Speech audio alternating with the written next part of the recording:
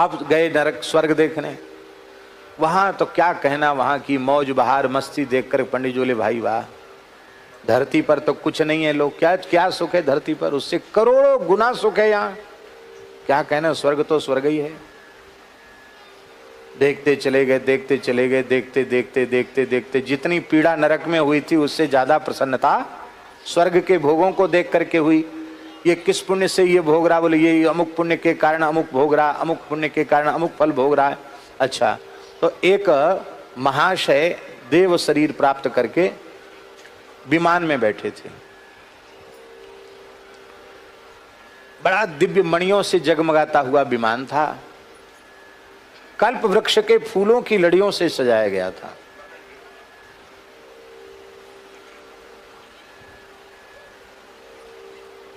मखमली कोमल गद्दा, तकिया लगे हुए थे और बढ़िया आनंद से बैठा था। दिव्य चंदन का अंगराग शरीर में हो रहा था, सुगंध निकल रही थी शरीर से। माला पहने था, फूल की कमल की माला सुंदर पहने था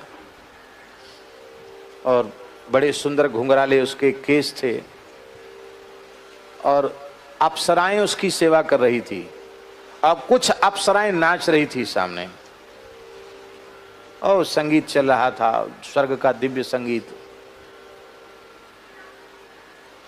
और गंधर्व गा रहे थे, उसकी बड़ी जय जयकार हो रही थी और वो बार बार बेहोश होके गिर रहा था।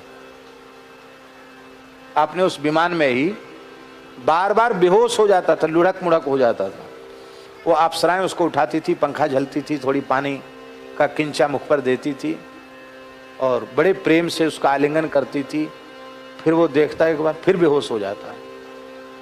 तो पंडित जी ने कहा कि कोई बीमारी लग गई है इसको, इतनी सुख सुविधा मिली है, इतनी व्यवस्था मिली है, इतनी जय जयकार हो रही, इतनी कीर्ति इसकी गाई जा रही है, इतनी सुंदरी अप्सराएं सेवा में लगी, ये बेहोश क्यों होता है?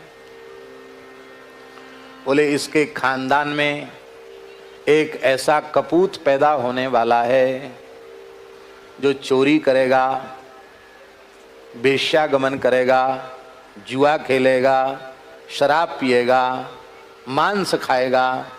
तो ऐसा दुष्ट पुरुष जीव पापात्मा इसके कुल में जन्म लेने वाला है और उस पापात्मा के जन्म के पाप के परिणाम स्वरूप इसके पुण्य क्षीण हो जाएंगे और पुण्य क्षीण हो जाएंगे तो इसको नरक में पटक दिया जाएगा।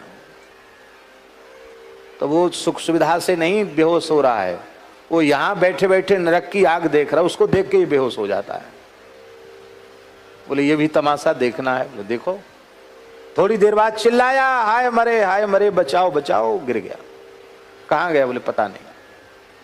कब व्यवस्था कहाँ है? बोले व्यवस्था तो सब पुण्य की व्यवस्था थी, पुण्य की पूंजी की व्यवस्था थी, पूंजी खत्म, व्यवस्था खत्म। पाप की पूंजी से व्यवस्था नरक की मिलती है और पुण्य की पूंजी से व्यवस्था स्वर्ग की मिलती है। पूंजी खत्म। अरे होटल में कब तक रहोगे? जब तक का किराया दे चुके हो उतनी देर रहोगे, किराया वसूलने के बाद फिर 1 मिनट आपको रहने नहीं दिया जाएगा। और कहीं रह गए तो फिर आप रहो चाहे पूरे दिन, नहीं पर फिर कट जाएगा पूरा। ये बड़ी विचित्र स्थिति है। अब उनकी समझ में आ गया कि ये स्वर्ग में जो भोग मिल रहे हैं ये भी धोखा ही है। अब एक प्रश्न आपके मन में उठ सकता है कि भाई पापी मनुष्य पैदा हुआ, उसमें उस बेचारे का क्या दोष है? उसका क्या दोष है? उसके पाप का परिणाम उसे क्यों भोगना पड़ेगा? उसने तो किया नहीं वो पाप, उसको वो परिणाम क्यों भोगना पड़ेगा? उसको वो परिणाम इसलिए भोगना पड़ेगा कि स्वर्ग में चले आने के बाद भी अपने कुल खानदान की ममता आसक्ति मिटी नहीं है और जब तक आसक्ति रहेगी जिसके प्रति, उसके किए हुए सुख दुख को तो भोगना पड़ेगा। आपकी जिसके प्रति भी आसक्ति है उसके दुख में आपको दुखी होना पड़ता है कि नहीं? आपको उसके सुख में सुखी भी होना पड़ता है और आपको उसके दुख में दुखी भी होना पड़ता है। इसलिए जब तक आसक्ति है तब तक स्वर्ग नरक भोगना ही पड़ेगा, सुख दुख भोगना ही पड़ेगा। इसीलिए तो महात्मा कहते हैं अनासक्त होकर संसार में भोगो। कैसे? पद्म पत्र मीवांभसा। गीता में कहते हैं कैसे? बोले पद्म पत्र मीवांभसा। कल आप लाए थे ना, आप लेके आए थे कमल का पत्ता। कौन लेके आया था? ये लेके आए थे प्रवीणी जी। बोले ये पानी से धो रहे थे, उस पर पानी तो टिकता ही नहीं। पुरैन जो पत्ता होता है उस पर पानी टिकता है? पानी डालो लुढ़क पुढ़क चला जाएगा। ऐसे ही संसार में अनासक्त भाव से रहो। तुलसी ममता राम सो समता सब संसार। राग न रोष न दोष दुख दास भय भव पार। राग न रोष न दोष दुख दास भय भव पार।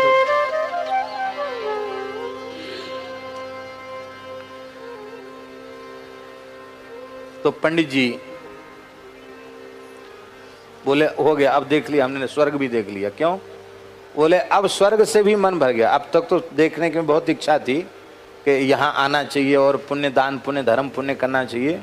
अब यहाँ से भी मन भर गया। स्वर्गहु स्वल्प अंत दुखदाई, अब समझ में आ गया। अब तो हमको जल्दी से जल्दी धरती पर भेज दो। क्यों? बोले अब पूजा पत्री पंडिताई तो अब हाथ जोड़ लेते हैं। अब कहीं पूजा पाठ करने नहीं जाना है, न किसी से दान दक्षिणा लेनी है, और ना अब संसार का कोई काम करना है। अब तो महाराज जितनी श्वास है अब राम राम करना है। श्वास श्वास में नाम जब वृथा श्वास मत खोए, ना जाने या श्वास को आवन हो। अब समझ में आ गया। बोले अब सुनाओगे लोगों को? बोले अब तो क्या सुनाएंगे, क्यों विश्वास लोग करेंगे नहीं, समय हमारा खराब चला जाएगा, लेकिन चलो सुनाएंगे तो सही। तो पंडित जी को पहुंचा दिया। अब देखो एक रात में ही सब कुछ दिखा दिया उनको, और सवेरे तो देखा कि हम अपनी खटिया पर सोए हैं। उनको नहीं लगा, उनको लगा हमने सपना देखा कि हम खटिया सहित गए थे, क्या हुआ? तो उन्होंने उठ के देखा तो उनकी पीठ से रक्त टपक रहा था। क्या? बहुत दर्द है, बहुत कष्ट है, चिल्ला रहे थे।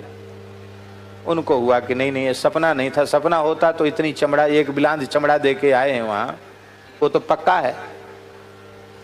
तब उन्होंने कहा, अब वो चिल्लाने लगे, लोगों ने, घर वाले इकट्ठे हो गए। बोले ये क्या हुआ, क्या कहीं आए गए? आए नहीं, गए नहीं, इतनी चमड़ी पीठ की कहां से गायब हो गई? अरे बोले हम नरक देख के आए हैं, और नरक में अमुक गांव का आदमी मिला था, उसने ये चमड़ा छीन लिया, हमारा 2 पैसा बकाया था, हम स्वर्ग भी गए। तो लोग हंसने लगे। अरे बोले कुछ पागल हो गए हैं, दिमाग है, कमल फिर गया है, उलट गया है दिमाग इनका। इनको तो भैया कोई पागलों को क्या लगते हैं, शॉर्ट लगते हैं ना, इनको पागल खाने ले जाओ, इनको कुछ शॉर्ट वॉर्ट लगवाओ। क्या हो गया पंडित जी तो पागल हो गए।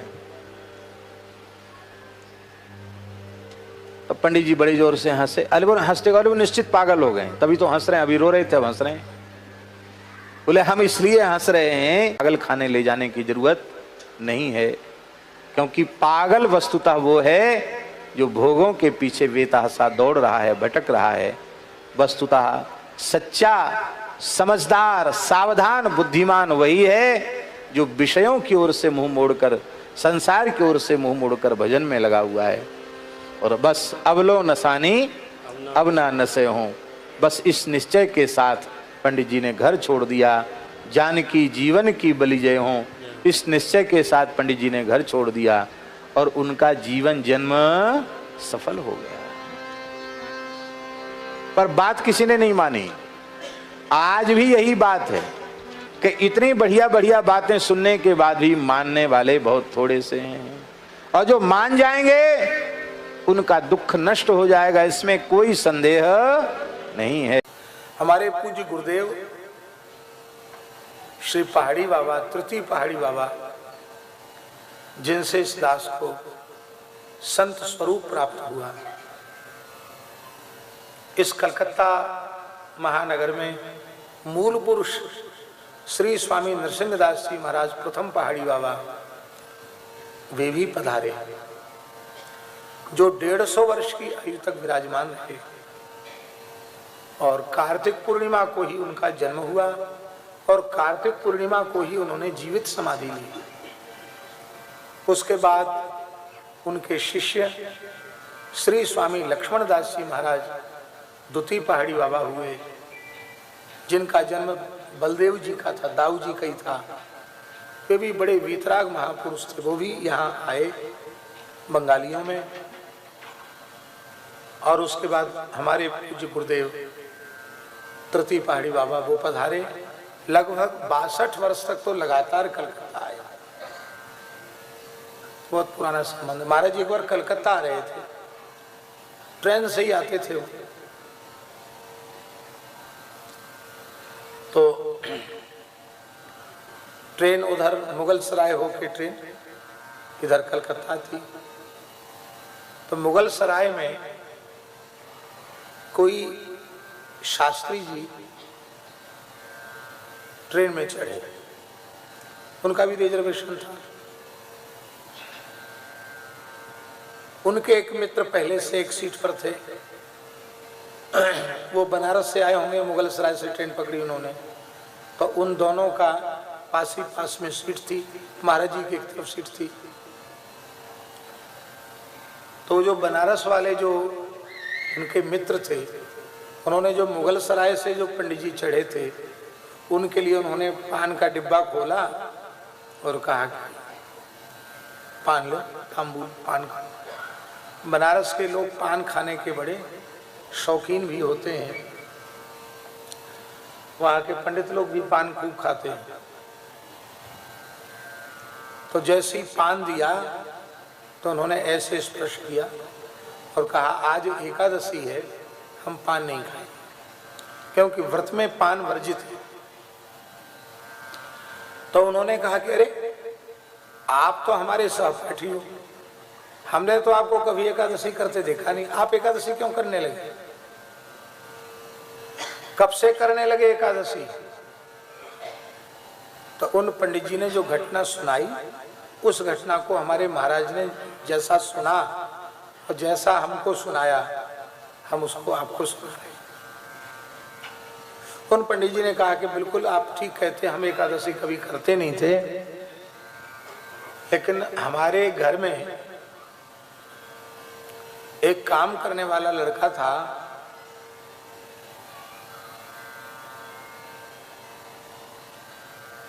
खेत का भी काम करता था, गाय वगैरह का काम भी करता था, घर का काम करता था।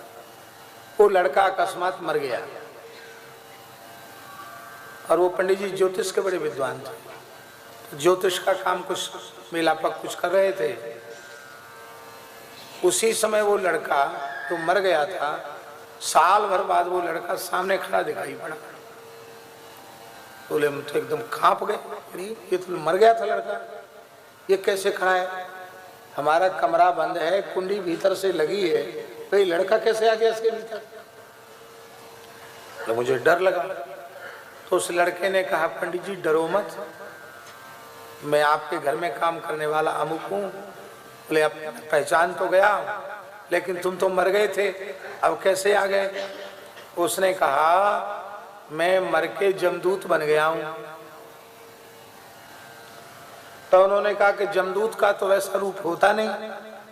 उसने कहा हम लोगों में इच्छा रूप धारण करने की सामर्थ्य है, तो हम जमदूत के रूप में आते तो आप मुझे पहचान नहीं पाते, इसलिए हम अपने जो आकृति आपकी परिचित है उसी आकृति में हम आपके सामने आए।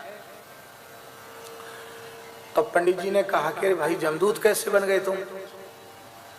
तो उसने कहा महाराज देखो ऐसी बात है, ये शास्त्र की बात है जो उसने बताई।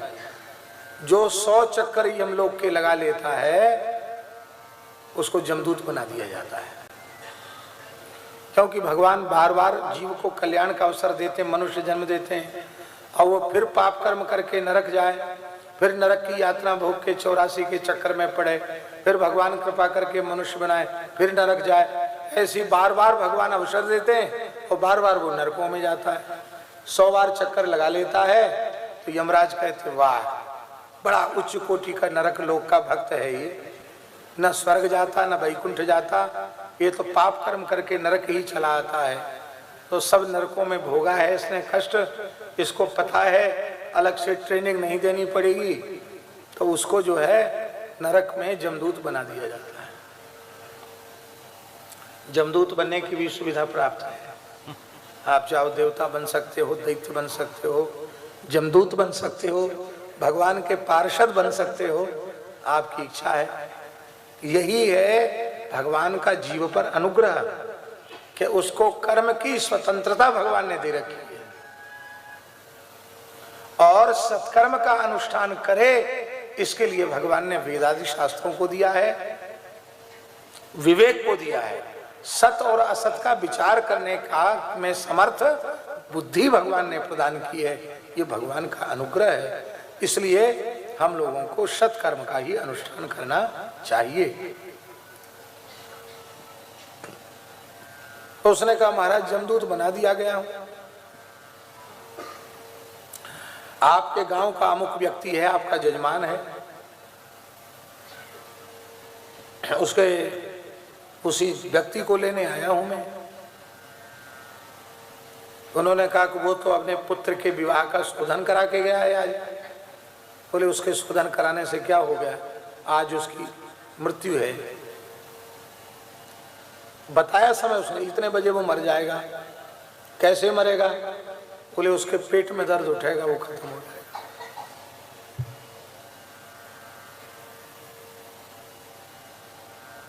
तो जाते जाते बोले अब हमारा समय हो रहा, हम जा रहे हैं।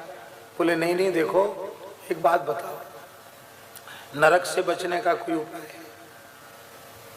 तुम तो यमदूत हो। बोले हाँ। जो एकादशी व्रत करता है, जो तुलसी धारण करता है और जो एकादशी व्रत करता है, उनको नरक नहीं जाना पड़ता है। क्या कहा? जो तुलसी धारण करता है, एकादशी व्रत करता है, भगवान के नाम का जप करता है, उसको नरक नहीं जाना पड़ता। उससे कोई दोष पाप बन जाए तो भगवान उसको जैसे चाहे भुगताएंगे, उसको नरक नहीं जाना पड़ता। इसके बाद जिस व्यक्ति को बात उसने बताई थी वो मर गया और पंडित जी बोले कि हमने अपने पूरे परिवार के लोगों को तुलसी धारण करा दी और अब मैं एकादशी का प्रचार करता हूँ, भाई एकादशी करो, कीर्तन करो और एकादशी नरक से बचाने वाली है।